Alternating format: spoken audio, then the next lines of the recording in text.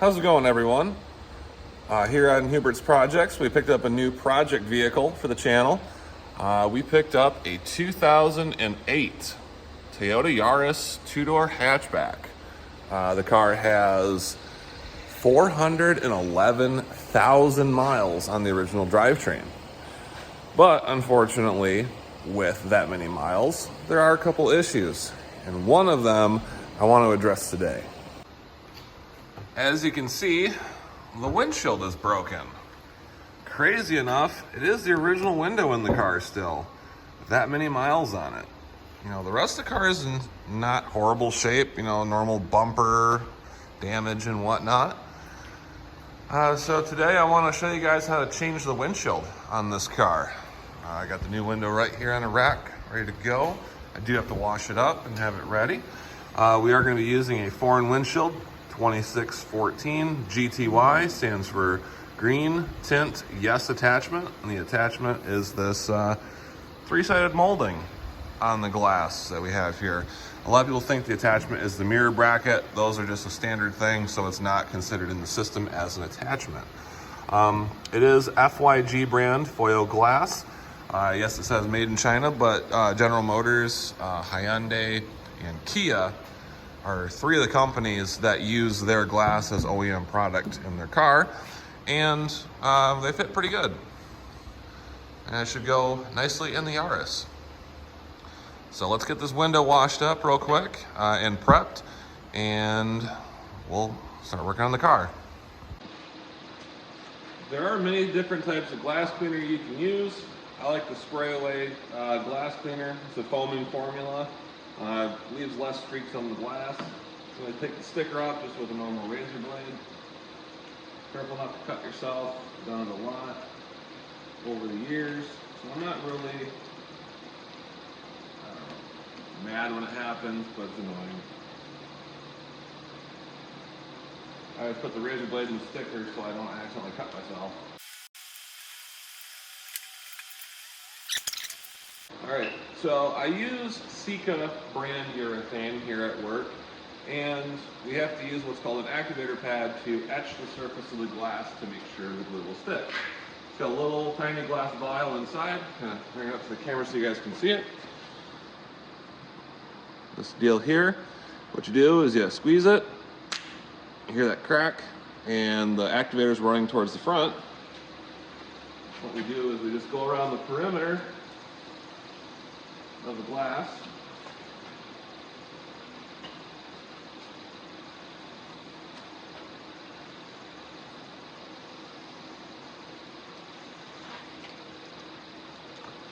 Get you guys in here and you can kind of see what it does. You can see how it's got different discoloration, or a lighter color than the rest of it, and that is the activator etching the glass to make sure glue will stick to it.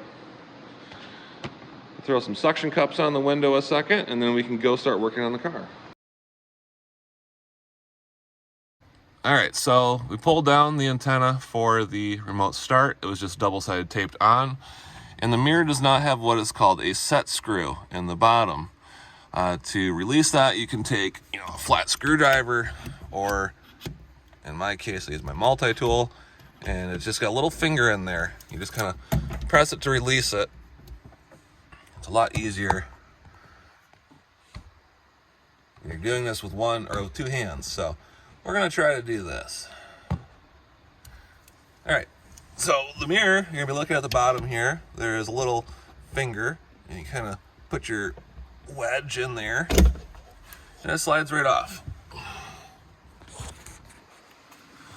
And you can kind of see right here in the middle, there's a little tiny finger that holds it to the glass. You don't have to pry it very hard. You just kind of put that screwdriver, or I use my multi-tool, and you just push on it just ever so slightly, maybe 1 or 2 pounds of pressure, and then you can slide the mirror right off that bracket.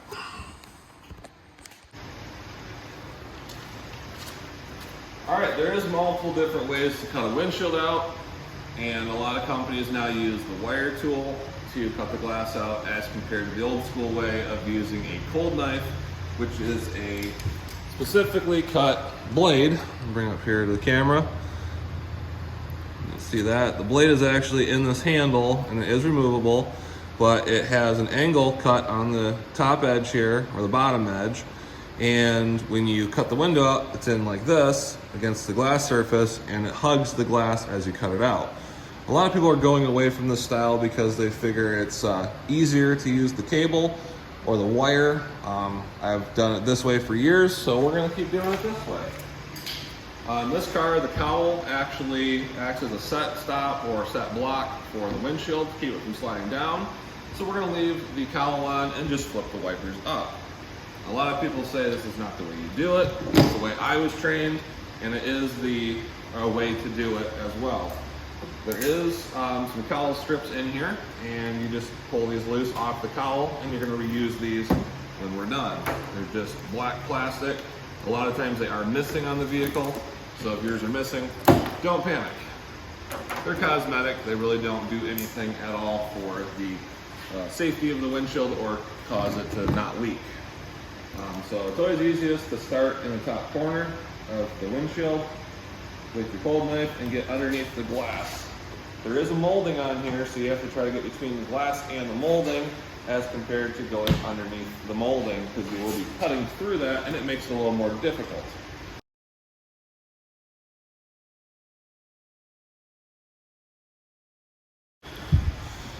And you can kind of see down the edge of the window up here where the delamination, oops, sorry, my finger's right here. Where the delamination is, that's where the glass is actually separating from the lamination in between, and just the pressure of our knife blade is cracking it, which is kind of crazy. And the window has been broke for quite a few years if you start getting separation in there. I think the gentleman I bought this car from said that it's been broke since he's owned it, and he's owned it for about 1.5 years, and it was broke before then.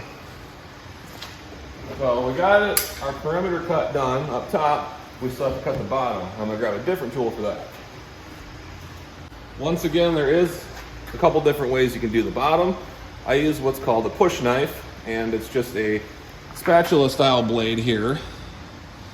So this side right here is flat, and then this side over here around this perimeter has an angled cut to it, so it hugs the glass as well. You also want to use some kind of lubricant. This is just soapy water in a spray bottle. And I'm going to spray it across the bottom, and we're just going to use this push knife here and cut across the bottom.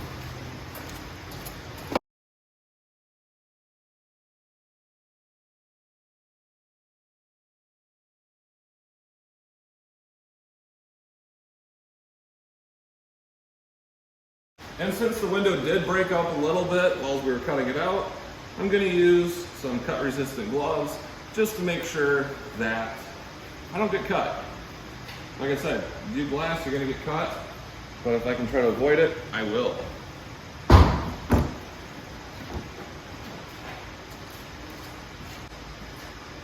All right, now we have to strip the majority of the old glue bead off the car, but we need to remove this molding first that's sitting down in here.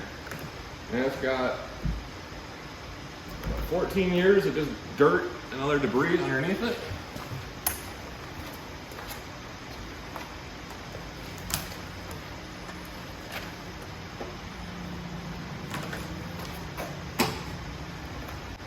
And going back to how there's multiple different ways to cut the windshield out, there's also multiple different ways to strip the remaining glue bead.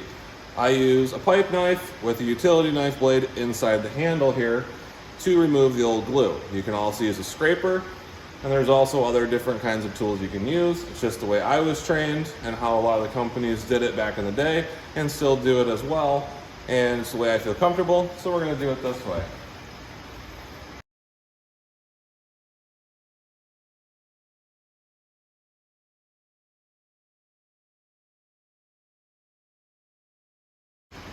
I was talking about rust issues that you can have in a car, and this is the original window, and we have some rust down here in this driver's side body seam, and that blinking light is for the remote car start. It's in here. There is some other rust going down the edge from all that dirt and debris that was stuck in here, so I'm going to take a Brillo pad or 3M abrasive pad and just clean this up a little bit down here, not having to go crazy.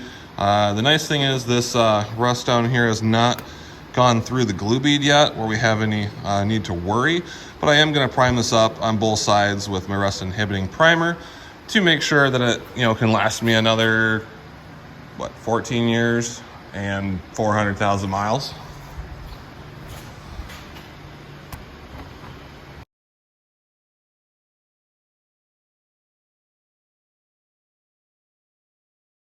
The rust that we have in the car, we're going to be using the Sika 207 sticks. They are the primer inside that they use. It's a rust inhibiting primer to keep any kind of rust down off the body after you cut the windshield out. And obviously you saw the rust that's in there. To use one of these, they normally have a fully rounded tip on them. I come down into this little point here because it gets better penetration into any scratches. Has the same style glass vial in it as the activator, so you just kind of crack it. You can see the primer running out here, and we'll get this on the car.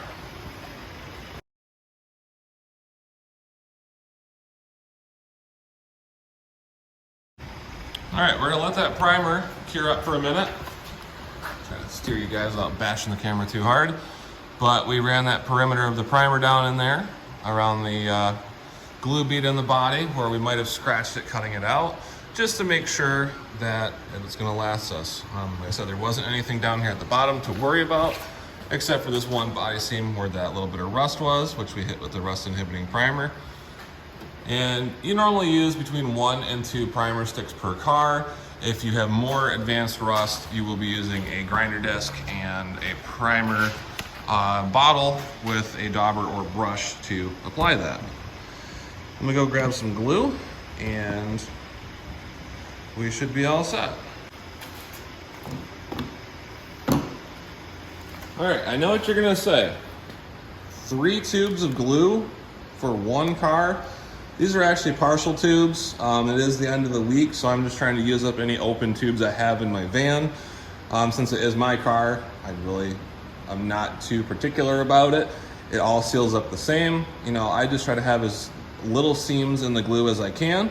I do run a glue bead with a V-tip here, and I do cut the tip on an angle, so when you're running your glue bead on the body, it can give you a nice even glue bead going across. I am using the Sika Ultra Fast 2. It's a hot applied urethane, so I have a heater oven in my van, and we heat it up to about 195 degrees internally, which helps it pump out. It's really nice in the wintertime because it gives you about 2 to 5 minutes of work time. Under 30 degrees, you really can't do it. You have to have shelter or the car running while you're working on it to make sure the glue does not cure up too fast. So let's go ahead and start gluing the car. I always start my seam on the passenger side top corner, working my way across the top, down the driver's side, and then across the bottom. So like I said, this is a full tube, and then the other 2 are partials. Normally you can do it in about a 1.5 tubes. These are cartridge tubes, and other glass shops like to use sausage tubes, but there's a lot more waste with those, so we use these.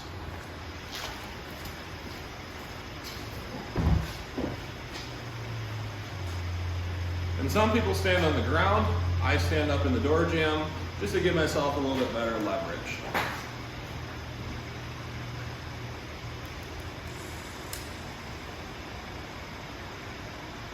And I can control the speed of the glue on how fast it comes out. Some cars I run faster, other ones I do not. On this one I'm just running about half speed to give a nice even glue bead and not rush it along so you can see what's going on.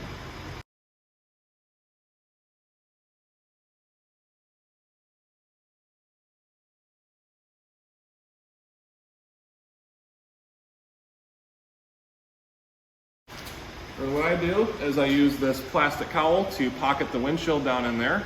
And you can see it kind of sits down in there and gives us a nice little set to put it in. And don't force it in there, because if you do, you can crack the windshield. And it doesn't sit completely down in the bottom. Sometimes it has to be pulled back up again, so we're going over here to the passenger side just to double check where we need to be. And I only had to pull the windshield up about 1/16 of an inch to get the molding to line up to the roof nicely. Some people press on the window, other people smack it like this. Either way is fine. Just depends on how you were trained. And you don't need very much force. Once again, maybe 1 to 2 pounds of pressure just to seat the glass into that glue. Glass is pretty strong. If it has a weak point in it, you will break it. Yeah, I've seen it where I put a windshield in, I'm washing it up and it cracks. And it's just because sometimes there's a little chip in it or it's got a bad bend, and just the stress of it being pushed down can break it if you're not careful. I've had it even before too, where you wash it all up, finish it up, and the customer calls you like a day later and it stress cracks. And that's not an installation error, it's a glass problem. And a lot of the glass manufacturers and suppliers are very nice and they do warranty that for you. But you need to check with your local shop or glass provider and check out their warranty. And you put that strip back in, it just pushes right back in nice and easy, and the suction cups come off without any kind of force. What I'm gonna do is I'm gonna go grab the glass cleaner, we'll wash up the outside, and we'll put the wipers down and go back inside.